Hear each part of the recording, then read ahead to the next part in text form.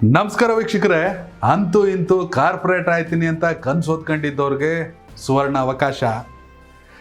ಸತತವಾಗಿ 11 ವರ್ಷಗಳ ನಂತರ ಬೆಂಗಳೂರು ಪಾಲಿಕೆಯ ಚುನಾವಣೆ, ಅದು ಹೊಸ ಸ್ವರೂಪದಲ್ಲಿ. 2015ರಲ್ಲಿ ಎಲೆಕ್ಷನ್ ಆಗಿದ್ದು ಲಾಸ್ಟು. 2020ಕ್ಕೆ BBMP ಅವಧಿನೇ ಮುಗಿದೋಗಿತ್ತು. ಆ ನಂತರದಲ್ಲಿ 6 ವರ್ಷಗಳಿಂದ ಪಾಲಿಕೆಯಲ್ಲಿ ಜನಪ್ರತಿನಿಧಿಗಳಿಲ್ಲದೆ ಆಡಳಿತ ಕುಂಠಿತವಾಗಿತ್ತು. ಇವ್ರು ಎಲೆಕ್ಷನ್ ಮಾಡಲಿ ಅಂತ ಅವ್ರು ಎಲೆಕ್ಷನ್ ಮಾಡಲಿ ಅಂತ ಇವರು, ಬರೀ ಇದೇ ಆಂತರಿಕ ಕಚ್ಚಾಟ. ಇವೆಲ್ಲದರ ನಡುವೆ ನಿಜಕ್ಕೂ ಕಾಂಗ್ರೆಸ್ ಸರ್ಕಾರದ ಗಟ್ಸನ್ನು ಒಪ್ಕೊಳ್ಳೇಬೇಕು. ಇತ್ತೀಚೆಗಷ್ಟೇ ಕ್ಯಾಟಗರಿಯನ್ನು ಡಿಕ್ಲೇರ್ ಮಾಡಿತ್ತು. ಇದರ ನಡುವೆ ರಾಜ್ಯ ಸರ್ಕಾರ ಮತ್ತು ಚುನಾವಣಾ ಆಯೋಗಕ್ಕೆ ಸುಪ್ರೀಂ ಕೋರ್ಟ್ ಚಾಟಿ ಬೀಸಿದೆ. ಸತತವಾಗಿ 21 ಬಾರಿ ಅರ್ಜಿಗಳು ವಿಚಾರಣೆಗೆ ಒಳಪಟ್ಟಿದ್ದು ಸುಪ್ರೀಂ ಕೋರ್ಟ್ನಲ್ಲಿ 22ನೇ ಬಾರಿಗೆ ಸುಪ್ರೀಂ ಕೋರ್ಟ್ ತೀರ್ಪು ಕೊಟ್ಟಿದೆ. ಜೂನ್ 30ರೊಳಗೆ ತಾಕತ್ತಿರ ಮುಗಿಸಾಕಿ ಅಂತ. ಮುಗಿಸಲೇಬೇಕು. ಹೀಗಾಗಿ BBMP ಈ ಬಾರಿ ಹೊಸ ಸ್ವರೂಪದಲ್ಲಿ 5 ವಿಭಾಗಗಳಾಗಿ, central, is to, west, north, south 5 ವಿಭಾಗಗಳಾಗಿ ಬೆಂಗಳೂರು ವಿಭಜನೆ ಆಗಿದೆ.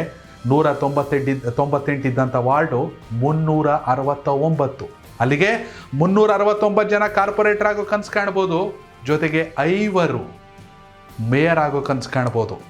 ಬೆಂಗಳೂರು ಮೇಯರ್ ಅಂದರೆ ಹಿಂದೆ ಪಿಕ್ಚರ್ ಮಾಡಿರೋ ರಾಜ್ಕುಮಾರ್ ಅವರು, ಡಾಕ್ಟರ್ ರಾಜಣ್ಣ, ಮೇಯರ್ ಮುತ್ತಣ್ಣ ಅಂತ. ಅದೊಂದು ದೊಡ್ಡ ಪ್ರತಿಷ್ಠೆ, ಯಾವ ಮಿನಿಸ್ಟ್ರಿಗಿಂತಲೂ ಕಡಿಮೆ ಇಲ್ಲ. ಆದರೆ ಈ ಬಾರಿ ಆ ಪ್ರತಿಷ್ಠಿತ ಹುದ್ದೆಗೆ 5 ಆಯ್ಕೆ ಆಗಬಹುದು. ಹೆಚ್ಚಿನ ಮಾಹಿತಿನ ನಾನು ನಿಮಗೆ ಕೊಡ್ತೀನಿ. ಆದರೆ ಖುಷಿ ವಿಚಾರ ಏನಂದರೆ 11 ವರ್ಷಗಳ ವನವಾಸವೋ ಅಜ್ಞಾತವಾಸವೋ ಈ ರಾಜಕೀಯದ ಕಚ್ಚಾಟದಲ್ಲಿ ಬಡ್ಡಿ ಮಗಂದು BBMP ಸೊರಗ್ತಾ ಇತ್ತು.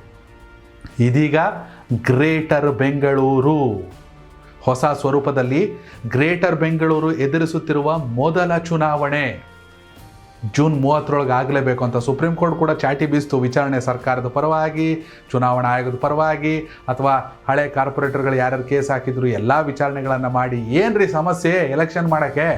ಮೀಸಲಾತಿ ವಿಂಗಡಣೆ ಮಾಡಿದ್ದೀರಾ, ಕರಡು ಪ್ರತಿ ಹೊರಡಿಸಿದ್ದೀರಾ, ಯಾರ್ಯಾರು ಆಕ್ಷೇಪಣೆ ಇದೆ ಹಾಕ್ಕೊಳ್ಳಿ, ಆದರೆ ಎಲ್ಲವನ್ನ ಸರಿಪಡಿಸ್ಕೊಳ್ಳಿ. ಶಾಲಾ ಕಾಲೇಜುಗಳ ಪರೀಕ್ಷೆ ಕೂಡ ಮುಕ್ತಾಯ ಆಗಲಿ ಮೇ ತಿಂಗಳಲ್ಲಿ.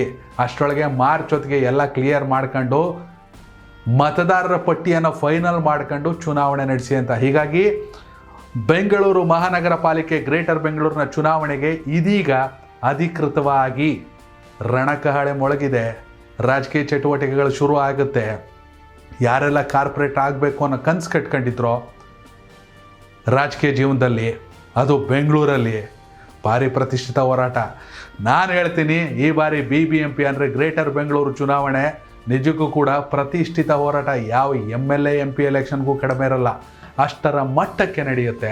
ವೀಕ್ಷಕರೇ, ದಯವಿಟ್ಟು ಕಾಮೆಂಟ್ ಮೂಲಕ ತಿಳಿಸಿ, ಸ್ಥಳೀಯ ಸಂಸ್ಥೆ ಚುನಾವಣೆಯಲ್ಲಿ BJP ಮತ್ತು JDS ಮೈತ್ರಿ ಮೂಲಕ ಹೋಗಬೇಕಾ ಅಥವಾ ಇಂಡಿವಿಜುವಲ್ ಆಗಿ ಹೋಗಿ ತಾಕತ್ತು ಪ್ರದರ್ಶಿಸ್ಬೇಕಾ? ನಿಖಿಲ್ಗೂ ಪ್ರತಿಷ್ಠೆ, ವಿಜಯೇಂದ್ರಗೂ ಪ್ರತಿಷ್ಠೆ, ಏನು DK ಶಿವಕುಮಾರ್ಗೆ ಅತಿ ದೊಡ್ಡ ಪ್ರತಿಷ್ಠೆ, ಮುಖ್ಯಮಂತ್ರಿ ಆಗಬೇಕು, ಜೊತೆಗೆ ಬೆಂಗಳೂರಿನ ಉಸ್ತುವಾರಿ ಕೂಡ. ಗ್ರೇಟರ್ ಬೆಂಗಳೂರು ಚುನಾವಣೆ ಬಗ್ಗೆ ನಿಮ್ಮ ಅಭಿಪ್ರಾಯನ ಕಾಮೆಂಟ್ ಮಾಡಿ. ಧನ್ಯವಾದಗಳು.